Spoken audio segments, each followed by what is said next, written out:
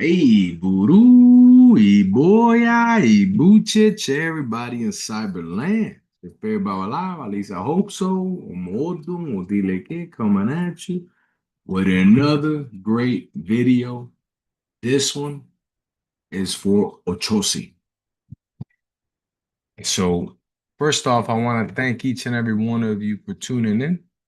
I understand that this live was originally broadcasted yesterday and was rescheduled, so I apologize for that. But when duty calls, right? And fortunately, we had a work situation, so here I am.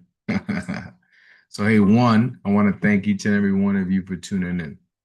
Two, I want to make sure that, I always thank all the subscribers, I always thank all the members, and I say, hey, thank you, thank you, thank you. Not only for tuning in and educating yourself, but by also sharing the content, right? Because again, the preservation of this faith, the traditions and the cultures that we have is only going to be preserved if we all kind of come together to ensure that ultimately at the end of the day, we are those catalysts. We are those force providers, right? Those force multipliers to ensure that our faith maintains the sanctity because there is definitely a lot of craziness going on around the world, a lot of people doing a lot of crazy things. And I appreciate each and every one of you trusting me to at least, give you some form of information that you can take back with you, whether it's to your spiritual home, whether it's to your own personal life.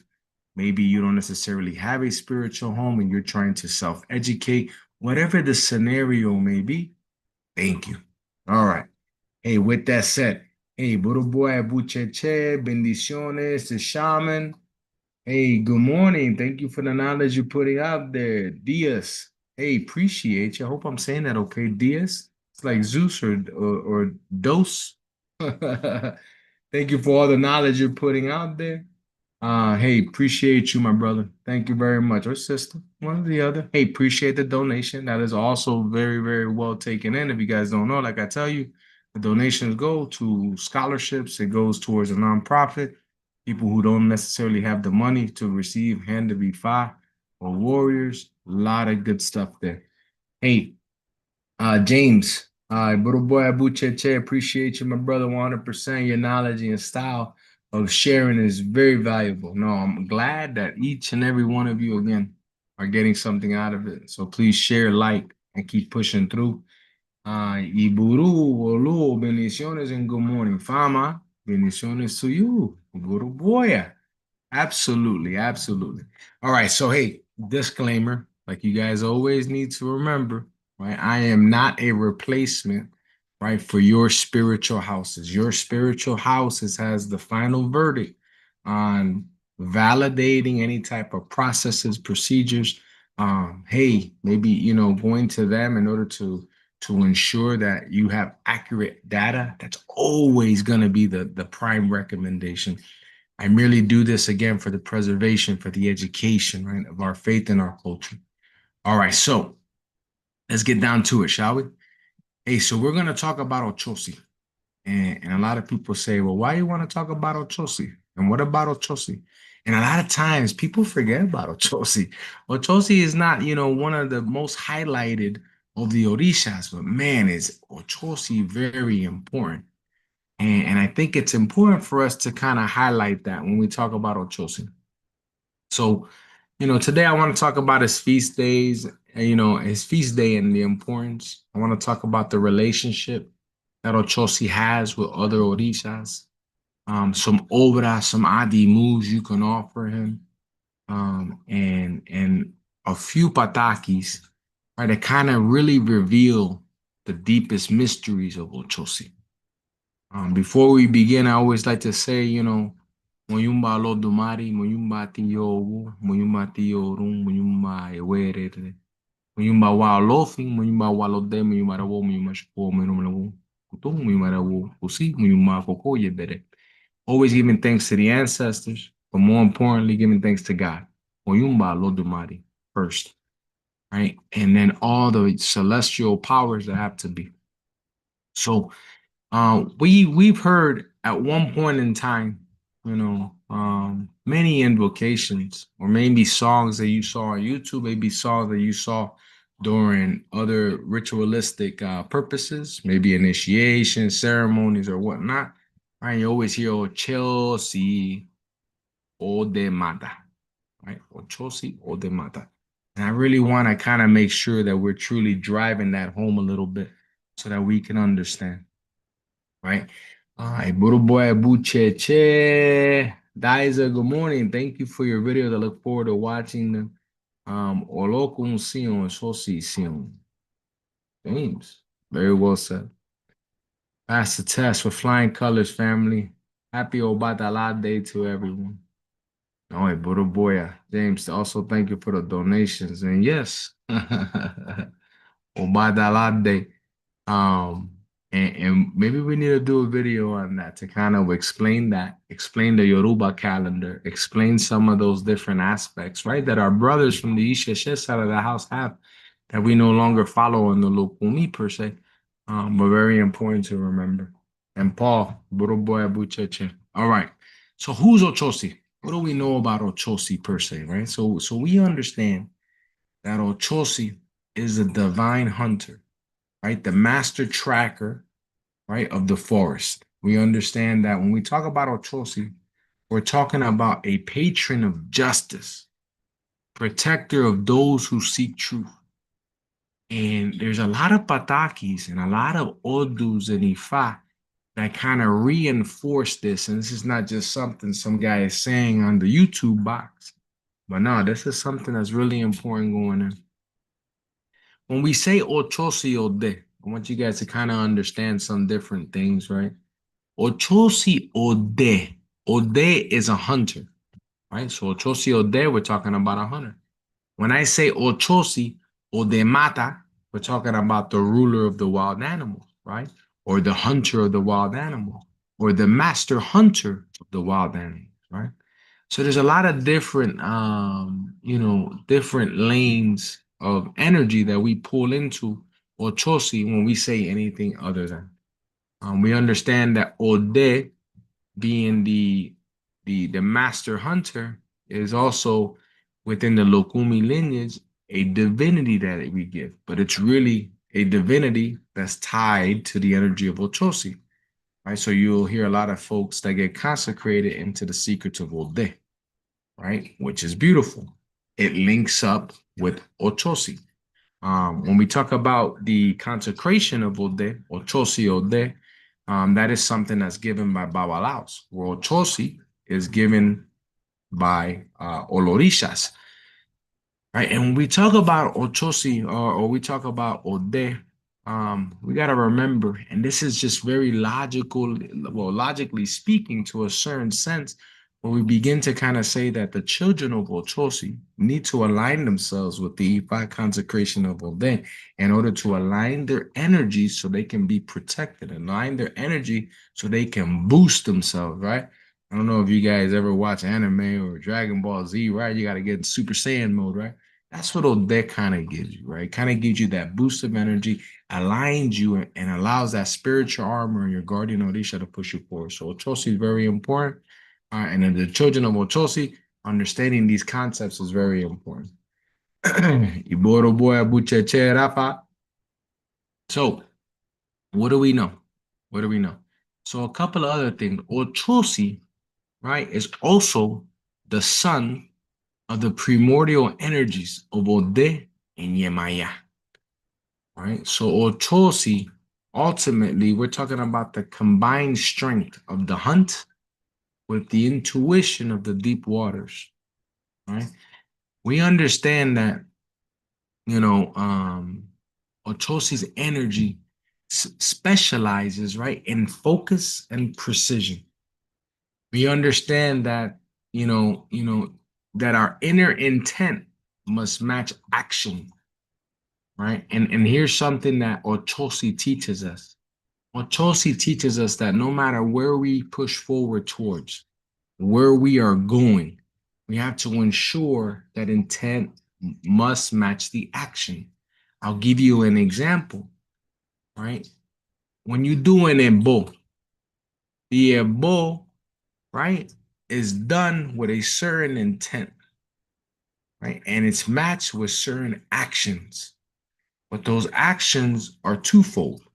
The actions from the person, not just because you asked for an ebo to be done and an ebo was done, but also what are you doing to complement that ebo? So are you also following the action that was pushed with the intent?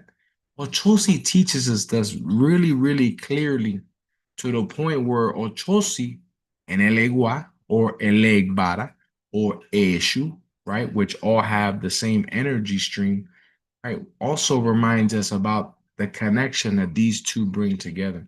And later on, I'll tell you about a Pataki, about how Elegbara, rejoiced during the birth of Ochosi, understanding that Ochosi complements the job that Eshu has in this world, right? Which is pushing people to evolution, to truth, and to ensure alignment so that we can all live in a better place. All right. So before we jump into that, remember, Ochosi, when we talk about the intent, must match action, is no different like an arrow. And Ochosi's arrow never misses the mark. Let's talk a little bit about Ochosi, right? What do we know about Ochosi? Right, we understand his colors, the royal blue, right? The peacock blue. We understand the green, right? A lot of times blue and green, different aspects, right? Not only of the forest aspect with the green, but the blue to complement the aspects of Yemaya, right? So you see the aspects of the mother and the father that created Ochosu, right? And that's why you see these things. A lot of times we see where there's, you know, um, a lot of different aspects to Ochosi's elekes, right? The beaded necklaces. And you'll see where people will sometimes even add, yellow for Ochun in order to kind of wrap in the river, coral, amber, and sometimes they even add little coral shells to them as well. A lot of different aspects of Ochosi's elekes, but very standard to the colors of blue and green, right? When we talk about how do we pay tribute, right, or I'm not sorry, not tribute, but the primary attributes of Ochosi, one of the first things that I tell people is that, hey, the bow and arrow. Right. For many of you who tune in, for one aspect or another, you've received your warriors, and maybe you're about to receive your warriors. And inside Ogun's pot, and we're going to talk about that at Pataki as well. Inside Ogun's pot, we understand that there's tools. We understand that Ogun and Ochosi both live in Ogun's pot, meaning you have two rocks that are consecrated. And you'll learn in this faith, if you haven't already, that when we talk about rocks, when we talk about inkings, which are the seeds, right? We talk about the herbs that consecrate it, and we talk about the animals that are sacrificed so that the transference of energy occurs. Those are all going to be four primary factors that happen in any ceremony, nonetheless, right?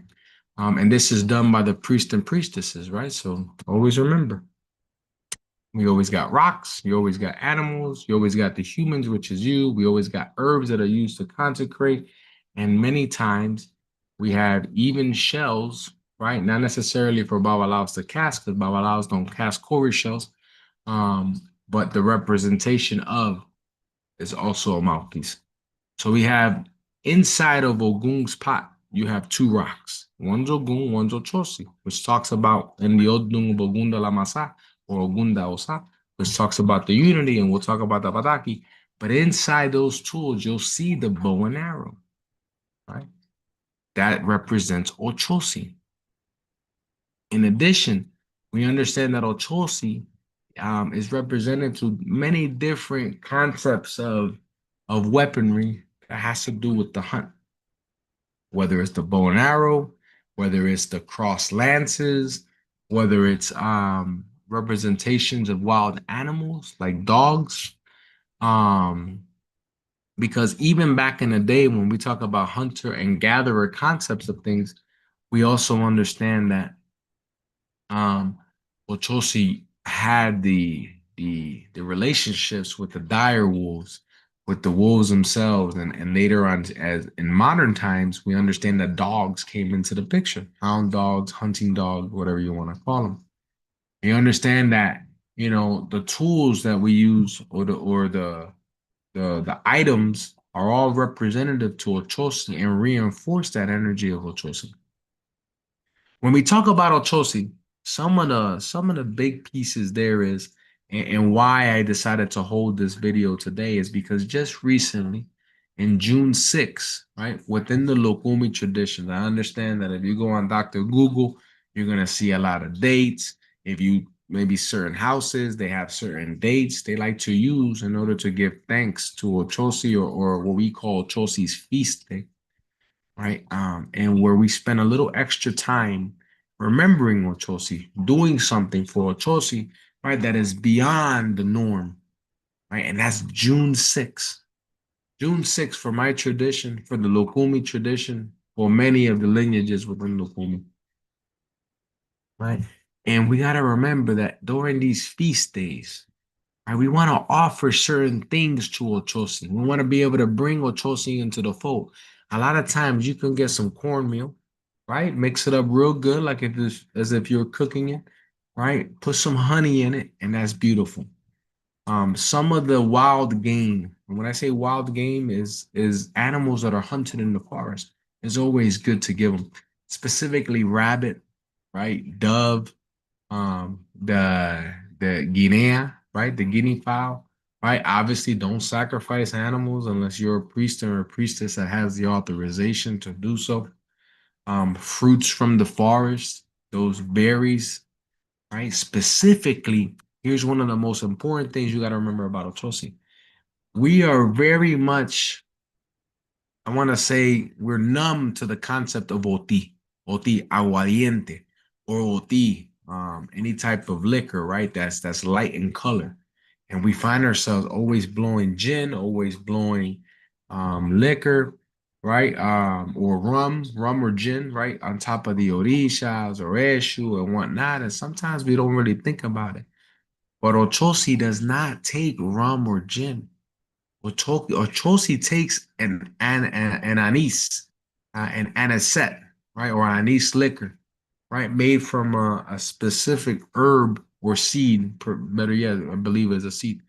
But if you look it up, you'll begin to see that this anise liquor is what you use for Ochosi. Okay, Ochosi has a lot of protective herbs, herb baths made for Ochosi. Obviously, you can always align yourself, right, with a different spiritual house or a botanica or whatever. You just ask for, hey, I just need some refreshing herbs, right? Not bitter herbs, but refreshing herbs, so that during the feast day, you're refreshing the Orisha, right? And a lot of these herbs can come through, there's a lot of good, typical herbs that you can find out there.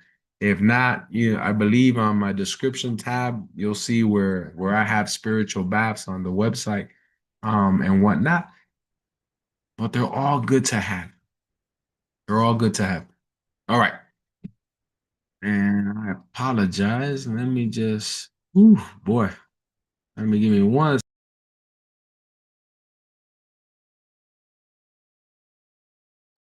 I definitely need to do that. I apologize. I'm sorry. All right, let's see right here in the chat.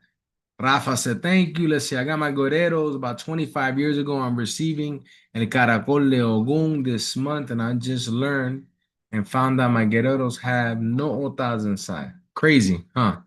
Well, Fama, I'm sorry to hear that. That is 100% crazy, right? Because the consecration, right? And here's something that's a really good lesson for everybody. There are several old dudes in Ifa that speak that, you may have been a victim of circumstance, right? Or who knows? Maybe the rocks were consecrated and just they weren't given to you, or something happened. I'm not sure, right? But you will never be, right, you will never be the victim, right? And that's something that we always got to remember, right? And people get all worked up really quick here because, this is why people's faith breaks, right? This is why the culture begins to diminish, because immediately people fuel into what you see as an atrocity.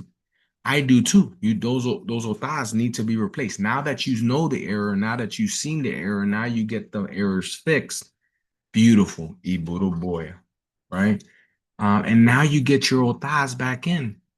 And that's a beautiful thing, right? We see something, we say something, we do something. But with that, right, Ifa teaches us that, by the words of Olodumare and Awa Olofin managing, this universal aspects where we live today, that those elders that did the consecration wrong, or maybe they missed something, they're the ones that will suffer the consequences, right? And that's something to always remember. Right. So for you, although maybe you didn't have it in there, and a little boy, I apologize on behalf of the community. Um, I'm sure for one reason or another, now you know, now you get it fixed. But the energies of Ogun or Choshi, because that's where your heart was, that's where the ceremonies were taking you, was recognizing Eshu. Always opens up those doors to those who need to be open, but and very fitting in this scenario, because we're talking about Ochosi, the true seed, right? We'll always ensure that those things work out great. All right. Nah, iba entero. Nah, nah. Well, mama, now that you're gonna get your caracoles, they'll consecrate you your Ogun and your Ochosi. If it was Ifa that consecrated the Ogun and Ochosi, then you find a Bawalao that can consecrate those otases for you so they can go into your pot. And that is something that's relatively not super, I want to say complicated. Um, but as you get your caracoles de Ogun, I'm sure they're gonna consecrate what they need to consecrate there. No, boy, bucheche. Okay, so where does Ochosi live? Right? Again, understanding the sacred places of the Orishas is gonna be very important for us to remember. Because a lot of times people may not be consecrated in certain orishas, or maybe in certain cases you don't have any orishas, right? You don't have your warriors, right? So then we have to look towards the sacred places in nature to represent Ochosi. Since we understand that Ochosi is the hunter, we understand that he lives in the deep forest, right? The Manegua, right? And understanding that is why we will go to his sacred places if necessary in order to perform ceremonies, in order to give thanks, right? I'm not anti statues and dolls and all this other stuff that people like to put little altars, because that's where their faith drives them and that's where their heart takes them. But remember that the true energy of those orishas, when we consecrate items, is captured in those items, right? Which a lot of times is going to be the rocks, right? Or the palm nuts, right? And those become now the tools that live with you.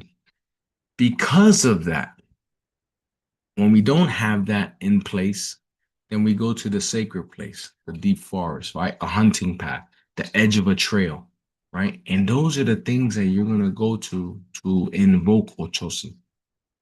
All right. A lot of Oduns that speak on Ochosi, you'll hear about Ogunda Chewa speak. You're going to hear about Oshetura. You're going to hear about Ogunda Meji. You're going to hear about Oshenilobe. All those things become very key in the concepts of Ochosi. So we understand that Ochosi, right, is the warriors that we receive early, along with Eshu, along with Ogun. We understand that on Ogundache and Oshetura, we understand that Ochosi brings justice, protection, clarity, and precision to everything that we do. Nothing is hidden from the eyes of the hunter, specifically in Ochosi's case. This is why Ochosi becomes very fundamental and it's part of your warriors, because we need that type of attributes in our lives as we move forward, right? And that's very important. Some of the other things that you can do for Ochosi as far as Adi moves is, take some roasted corn and put some sugar on it, right? Put some honey, right? Some white eggs is always a good offering to Ochosi, right? A guinea hen egg specifically is also really good. right? When we give the guinea hen egg, we also put cacarilla on top. We put oti, which is again the anise liquor. We put epo. We try to find guavas, mangoes, right? We always find these different items to give our dimus to Ochosi. Ochosi, is also very important for our home. Ochosi is very important because you'll see where a lot of times you're going to be told to put an Ochosi arrow over your door in order to bring protection to the home. Because Ochosi is always watchful. Ochosi is always going to protect you. And that's part of the pact between Ogun and Ochosi was that particular, sequence of things that we have to do for the house, which is put the chain, put the arrow. Maybe for a different time, we'll get deeper into that. Well, those are things that are important. Something for you guys to remember when it comes to, let's say you want to work your Ochosi, always remember the purpose of the Orishas and why you're working them and for what purpose. For Ochosi, when we want to protect ourselves, right, from enemies, right, or someone coming at us for one reason or another, we always want to focus on the arrow of Ochosi. We want to make sure that we take different feathers from different animals. We want to make sure that we have the right different herbs for Ochosi. Um, and we mix that up into a nice higara and we offer it to Ochosi as a form of offering in order to protect us. For the sake of maybe some folks are alone and unafraid type of deal. Some of those herbs you can use, right? And again, I prefer that priests and priestesses do these things, but I want to make sure that I'm considerate to you guys. The peregun, um, the piñón africano is another herb. Um, Domidara. You have hierba de la sangre. That's another one. And these are just different herbs that you can find in different, botanica shops or, folks that know how to grow them, or if you know any herbalists, these are going to be really good ones for you to use. Okay. Let's talk about the relationships. All right, let's talk about the relationships. When we talk about Elegbara, issue, Elewa, we're talking about a road opener, right? An evolutionary type Orisha. Right? Ochosi works closely with Eshu for that purpose. Works closely with Ogun because Ogun is the one that forges the iron for those arrows. Yemaya being the mother of Ochosi. Osain, which is an ally, and you'll hear a Pataki on this one as well, because it is the healing of the use of herbs, healing and protection, basically, is what Osain and Ochosi's pack looks like. When we talk about Inle, we talk about the brother of Ochosi, right? In hunting and healing, right? And we always want to make sure that we're giving thanks, and which is a reason why they're received in a warrior pack is because we always give thanks to Elegbara, we always give thanks to Ogun, right? Or Eshu and Ogun before Ochosi, right? And Ogun and Ochosi, since they live in the same pot, it's already a one-stop shop. So want to make sure that that is 100%, intact. So now let's get into some of these patakis. Right? When we talk about these patakis, right, I want to make sure that you guys are getting the moral perspective of these patakis. The first one that I want to kind of talk to you about is the one that spoke of the birth, right, of Ochosi, right? And we spoke about the concepts of Ode, and we talked about the concepts of Yemaya, right? So in this first Pataki, we talk about the birth of Ochosi, right? And this particular Pataki comes from Ogundache, right? So let's get into story time. Hopefully you guys are ready. All right. All right, let me just answer a couple of questions here. They say, Fama says, so let me ask, do we take him out of the Ogun pot for Adimus? So Fama, I do, absolutely, and I recommend that you do as well. When I'm gonna work Ochosi, I'm gonna work Ochosi, right? And then afterwards, after I strengthen Ochosi, I put Ochosi back in order to ensure that the unity between Ogun and Oshosi is there, because we're always going to need Eshu, we're always going to need Ogun. This is the reason why you have to attend Oshosi or Eshu and Ogun as well, right? Before you attend Oshosi, in order to ensure that you're locking in all that energy together, right? When it's all said and done. But I do remove them. I do put them on a hikara. I blow my anisette liquor on them. I do whatever little obra I'm going to do or a sacrifice that needs to be done, and we work through that.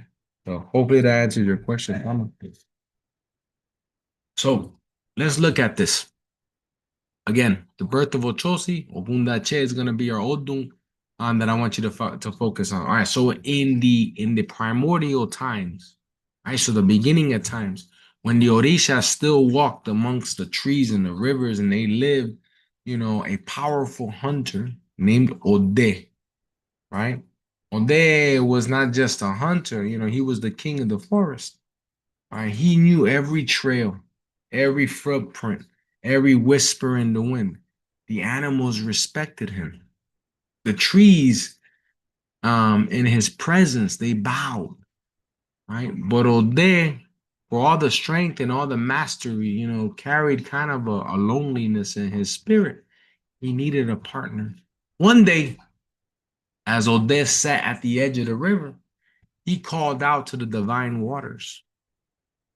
And he basically told them, I seek not just a partner in flesh, but a partner in soul. One who can see what I cannot, feel what I do not, and dream what I do not know to dream. So it was Yemaya, the Orishas, right, of the ocean, the mother of creations in many different sequences, right? Who heard the plea. So she rose from the depths of the water, radiant, right, crowned with her corals and the foam of the ocean. And Onde and Yemaya are united by divine destiny, the forest and the ocean, symbolically, land and ocean, right?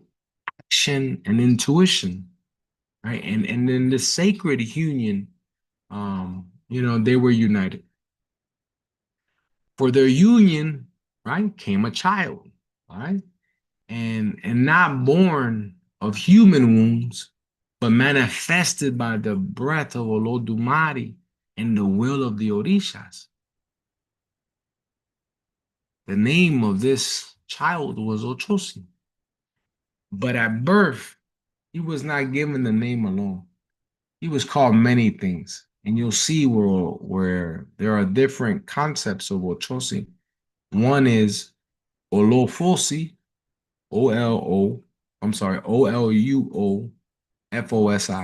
which speaks of the spirit of the arrow, Oshosi Ode, which speaks of the hunter spirit, right? Or the hunter, the great hunter, Oshosi Odemata, the Lord of the wild, or the great hunter of the wild animals. Right? It is said that when Oshosi was born, right, the forest grew silent for 7 days. No beast dared to roar, no bird dared to sing. The world was still, sensing the arrival, right, of a divine presence, a divine balance. And it was Elegbara who came first to greet the child. Now, this one will need to be, or Eshu, better yet, told Oshosi, or told the parents, better yet, Ode and Yemaya, that this is one that needs his paths open. And without me, even the hunter cannot reach its prey. So Elegbara blessed Oshosi, will ensuring that every path that he crosses will always be open with clarity and precision. Afterwards came Ogun, carrying a fire and iron. This child will use my metal. With no arrow flies without iron, and no justice comes without force. So Ogun blessed the child with the fire and the iron. And so it was Oshosi that was raised, right, in the forest, trained by his father with the secret of the hunt and the mastery of the forest, and nourished, right, by the flowing wisdom, right, of who is Yemaya. So Chosi learned, right, to walk without sound, right, to hear what is not being spoken, and to strike without missing. But more than this, he learned to see what others ignore, the truth. As Ochosi grew up, it became clear that Ochosi was not just a hunter of animals, he was a hunter of justice, a protector of the wrongly accused, a bringer of clarity in a world full of lies. He could see through deception like an arrow flying through the fog. Olodumare saw this and gave him a divine mission. You shall walk beside Elegbara and Ogun. Your arrow will not only feed, right, the body, but it will defend the soul. So where there is injustices, you will go. Where there is confusion, you will bring your vision. Where there is tyranny, you will strike down the oppressors. From that moment on, Ochosi was no longer the son of Ode and Yemaya. He was crowned as the divine hunter, the patron that sees, or better yet, the patron of all who seek truth, right? Justice, the rightful path. He will be invoked whenever someone faces false accusations. He will be honored when precision is needed. He will be remembered forever as one whose arrow never missed. So this is how Ochosi came to be in the Odun of Ogundache, right? Because it depicts who Ochosi is, not just as a hunter, but a force of divine law, born from the forest and the sea, as you can see, and guided by iron and the crossroads, and destined to walk in truth. So hopefully, this kind of gives you some form of understanding on who is Ochosi when we look at that particular Pataki.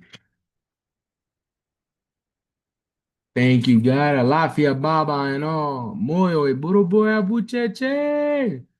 I love seeing some smile. The members on here it makes me all giddy and stuff. And for the members, for those of you who are members, right, you guys see that on Thursday we're gonna be talking about Orisha Oku in our membership chat and our membership live. So I'm super excited about that. Greggy Buruboya Bucheche, always a pleasure. Hello, Buruboya. All right, so now let's talk about Ochosi, right? But now let's talk about the deeper relationship that Ochosi and Ogun have, right? That lives in the Odu of Ogun de la Masa or Ogun da Osa. We understand that Ochosi and Ogun's relationship has always been very, very sacred. But more importantly, we understand that Ochosi, right, and Ogun both had problems, moving forward in life. Both of them had an issue with how do we truly engage ourselves in this world because not everything is always clear cut. And even the powers of nature can sometimes interfere. So in the Odung of Ogun de la Masa, we begin to understand why the rocks are housed in Ogun's pot. We begin to understand that Ogun and Ochosi need each other. And as you heard in the story, Ogun was the one who gave the iron and the fire to Ochosi when he was being born. In a different parallel aspects of the Pataki and Ogunda Osa, we begin to see that in this particular Pataki, that Ogun was traveling by himself. And Ogun would go hunting. Ogun would try to feed himself. But Ogun had a problem, right? Ogun was very abrupt, was very aggressive, right? And as Ogun would try to trench through the deep woods in the forest, he will make sounds. Why? Because there's always sticks on the ground, there's large bushes, and he's trying to trek through there, right? And imagine Ogun. If you depict Ogun, how you depict Ogun trying to cut through this, he's making a lot of noises and he's scaring off the animals. So he can never get to the animals in time in order to kill them.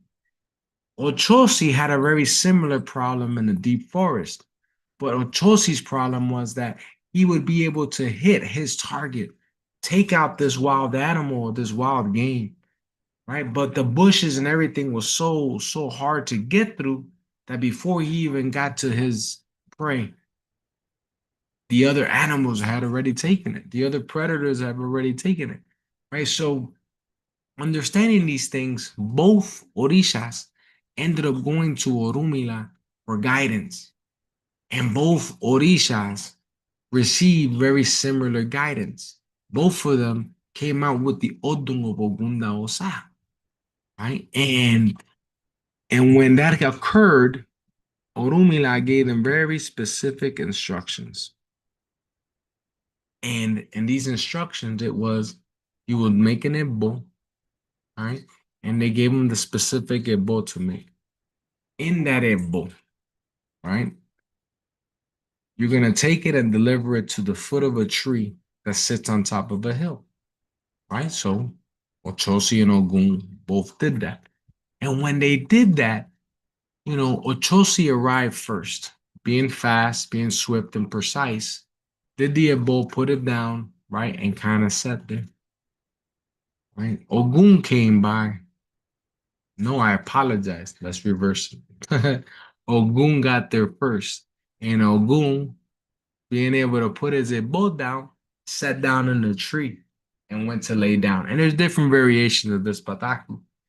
And Ochosi came and was gonna put the ebo down and didn't see Ogun, right? And ended up putting the ebo right down, but it fell on Ogun.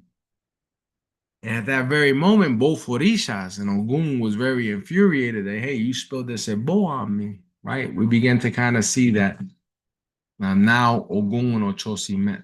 They both received an ebo. They both spoke out their differences and understood that Orumila sent them both there because Olumila's last word to both of them was that the answer that you seek that will complement your hunt, right, will be found at the foot of the tree.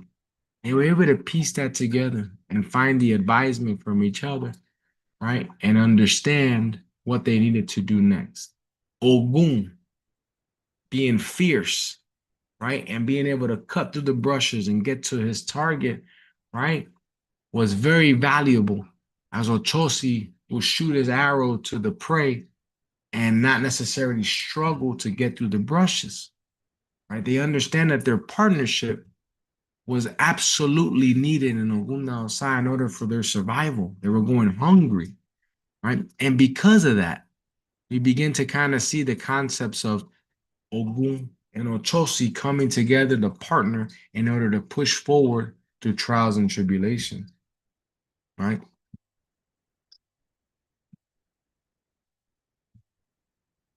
All right. So now we saw the story of Oguna Lamasa. Now I want to share another pataki with you. Right. Let's do a pataki now. Before we probably have to call it quit soon. This particular pataki is on a pataki that comes from the Odun of Ogundameji. Right. And in Ogundameji, this is a pataki that talks a lot about Ochosi and the judgment of the king, right? So in the time, right, when the kings all sat on their nice little carved thrones, right, and Orishas walk through the trees, right? So we're talking about a lot of the beginnings of times, right? There lived a powerful king that was called Alafin Aroso, whose words carried the weight of iron, right? The his court was filled with riches, warriors, wives, but also of envy, of deceit, of betrayal. Right? In the palace lived a servant that was named Adil, a young, clean of heart, known for his honesty, and one day a sacred beaded crown given by Orumila himself, right, was stolen from the inner chambers of the king's shrine. Right? The palace was shaken up. Hey, the powerful king was not going to be happy, right? So then priests and guards and everybody else, searched for answers. But the king, in haste, decided that without proof, that a deal must be the thief. The punishment for theft, right, of the sacred crown was death. Right? The drums of execution were already being summoned for this young man. The village, right? The Babalaos gathered, right? They casted Ifa for our deal. The Ogun Meji appeared, a sign of war, accusation, false judgment, and the elders kind of shook their head. Someone powerful has hidden the truth. The innocent will die if the arrow of truth is not released.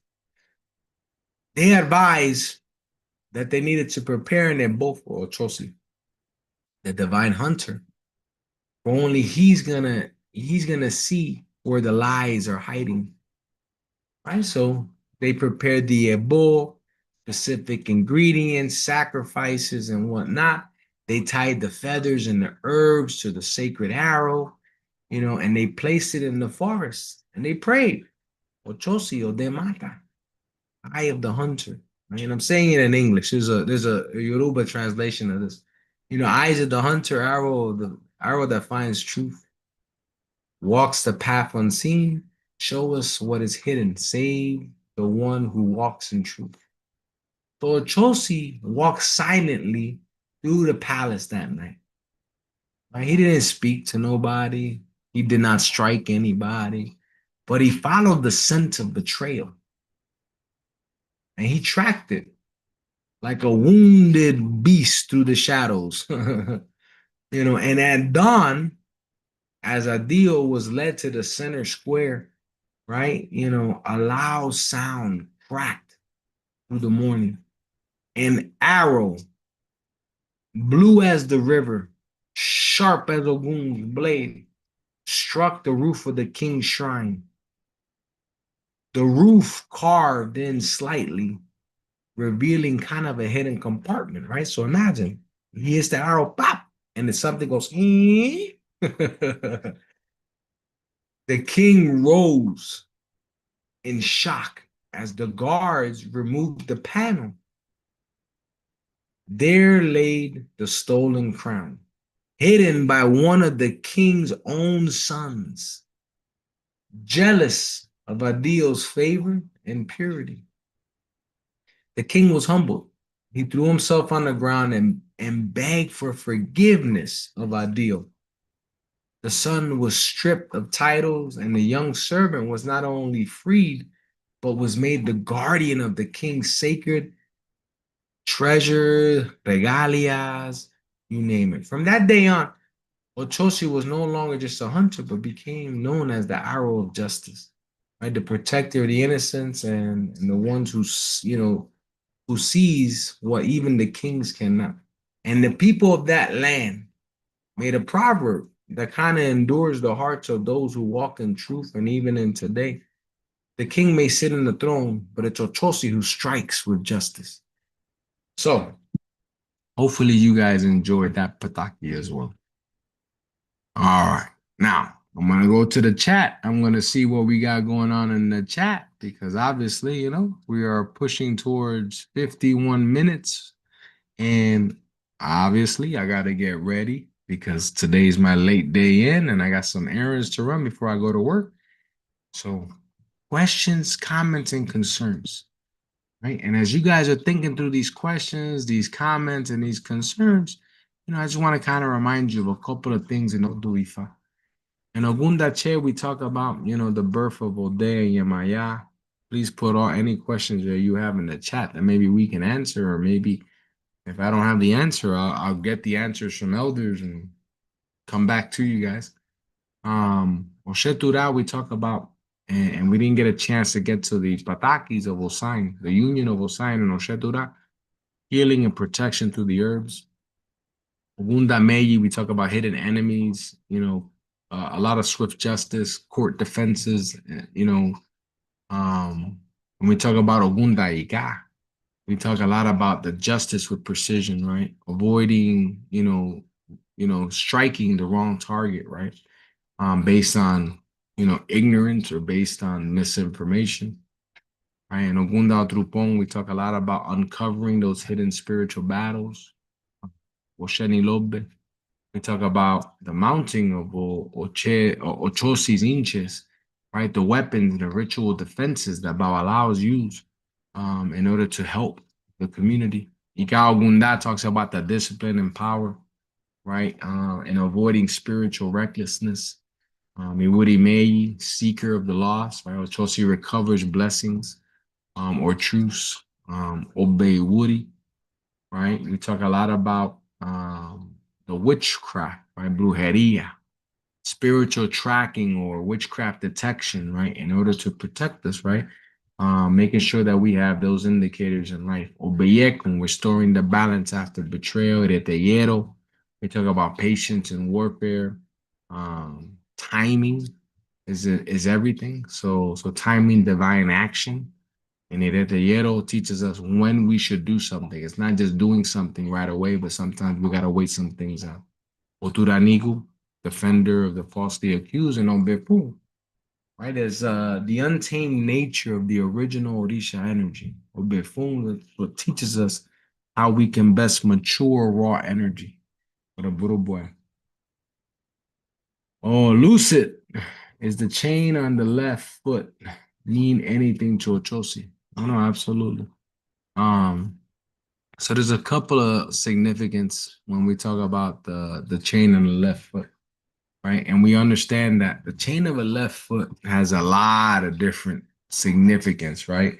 And when you begin to kind of highlight that, the first thing I think about, right, is going to be the concepts of Ogun, the concepts of holding down the spirits, the concepts of the protection, right? The concepts of quite a few things, right? And so Chosi, although might be a good, uh, I guess a good correlation to the chain, I think there's a lot more significance to the chain, right? When we place chains around the foot of people, it's because we need to ground them.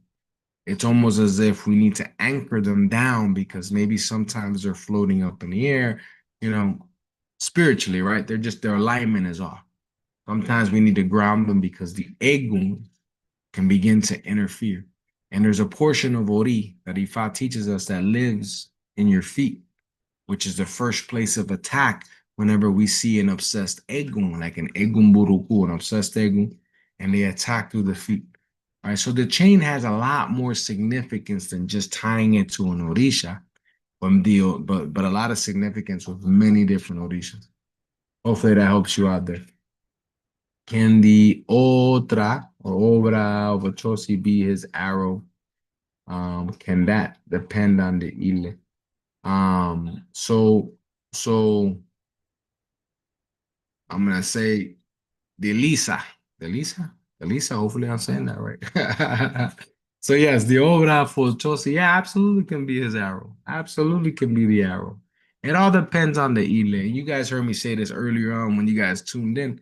We always gotta focus on the Ile, right? Your traditional house and the house that you come from, stick to that house. Right? If you don't have a house, then okay, then hey, you have a house with me. I welcome. But more importantly, right, stick to your lineage and what your lineage teaches you. But absolutely, there are obras that we do with the arrow. Something I explained earlier with the arrow, with the feathers, right? With the different ingredients. There's different things you can do with Ochosi. Doing Adimuses for Aleyos. If you're not priest or priestesses, stick to the Adimus, the fresh fruits, the vegetables. Those type of things are always going to be very much welcomed. Okay, for Ochosi. If you want to give him an animal of some sort, then just make sure you're not the one butchering the animal, but you give them the animal, right? Those things can occur by just buying it in a store or something, right? All right. What is a good adimu for chosi in your Ogun pot? Eric, I think I explained that earlier. But the anisette liquor is gonna be key, right? For Chosi. Understanding that wild berries or fruits that grow in the forest are gonna be perfect. You know, the berries, the nuts type of deal, right? Those are always gonna be greatly appreciated to Ochosi. In addition, cornmeal with honey. You're gonna notice where cornmeal comes in and is very important for a lot of Orishas to include Ochosi. So those are just a few things there. And then we got so Eric hopefully answered that one. Lucid gems. Let's see. It says here, do a lot of children of Ogun wear the chain in the left foot? Um, yes, but also a lot of people that are involved with Palo Moyombe. You're gonna see where they may be told to put that on. A lot of people that go through mediumship early on and work on the land of Ocha, right, which is your Orisha priest and priestesses. You will see where some of them will have that chain on. It really comes down to the need, right? There's no necessarily a cookie cutter way, you know what I'm saying, for to use that achaba for the leg. But it all just depends. I can see where it could be beneficial to align the energy of a child of Ogun with an Achaba. But again, priests and priestesses don't just do things for the sake of doing it. We go through divination in order to ensure that that is the proper way of doing things. A lot of times we assume quickly and immediately, oh, this person is a son of a daughter of this, or this person has this Odun, so this. And a lot of times we should be confirming things behind Ifa, behind the Orishas, or whoever is leading you, that Babalao, that Olorisha, or that Palero, whoever, right? In that lane of responsibility, meaning Paleros do Egun stuff, Olorishas do Orisha stuff, and then Babalaos do Ifa stuff, right? Through Orumila. Respecting those lineages, right? We should always be asking, right? And or you should be going to those priests or priestesses that guide you for their guidance for sure. Okay. No, no, no, you're good to go. Lucid Gems, Buddha Boya. Again, hey, I want to appreciate you guys for contributing and giving donations. Again, they all go to a good cause, so thank you very much. Diaz or Dios or and James Garabaki. Hey, definitely appreciate each and every one of you, and hopefully you guys enjoyed this tribute, right, to Ochosi. Being that his feast day just passed, we need to always find time throughout the year, whether it's the feast day or whether you just pick a day, throughout the year to give thanks to Ochosi. And remember, every Orisha, you should find some time to honor them, reflect on them, think about them, tell Patakís about them, right? Over the campfire, a weekend, whatever you got to do, right? And that's how we honor the Orishas and their energy and align ourselves better. So with that said, I don't see any further questions, and I want to just make sure I told each and every one of you, Iburu, Iboya, Ibuche, to everybody in Cyberland. Thank you for tuning in, right? And from then, we will see further, the graces of our efforts, right? And so thank you for coming in this morning. Iburu Boya, Ibuche.